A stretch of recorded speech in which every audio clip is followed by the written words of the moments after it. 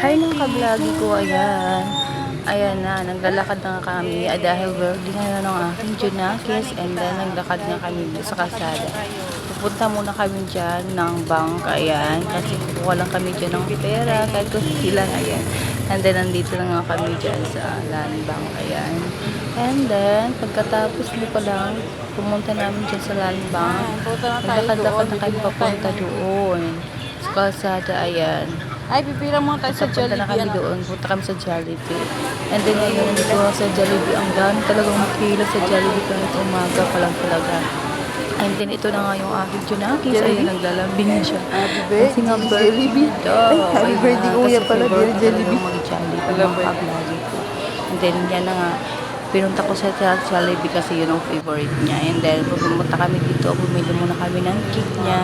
Ayan, bumili kami ng cake. Kahit mura lang yung ating 300 plus ganyan. Okay na yan. Basta mayroon lang handaan sa birthday ng aking Junakis. And then, ayan na po yung kanyang cake na nabili namin. Ayan, 5 years old na pala siya. And then, yung kanyang chicken. And then, spaghetti. Yun lang naman yung handaan namin. Simple lang kasi nga yung kapatid niya nasa hospital pa.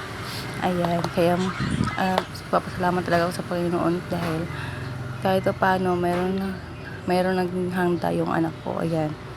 Kaya naging happy naman talaga siya. And then, nag-pray lang siya dyan. And pagkatapos niya nag-pray, yung mga kablagi ko, ang sarap talaga sa pakiramdam kapag napapasaya mo yung mga anak niyo. Kahit sa simpleng handaan lang at least meron din ganyan. Ayan, sobrang saya ng baby ko dyan. Ayan. Ito pala is panganay ko pala yan. 5 years old na siya. Ayun, ayan, sobrang happy niya talaga. Love you, anak. Always good health and more blessings and more birthdays to come. Sa panonood, guys. God bless you. My next